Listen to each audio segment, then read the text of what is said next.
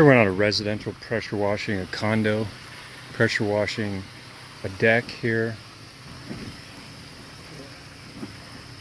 A 12 by 12 pressure treated lumber deck, and pressure washing all of these outdoor furniture pieces. This is kind of before applied product, so they had a lot of dirt and grime.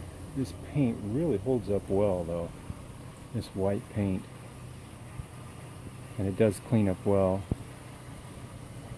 These outdoor furniture pieces pressure washed, and the deck here on a condo townhome.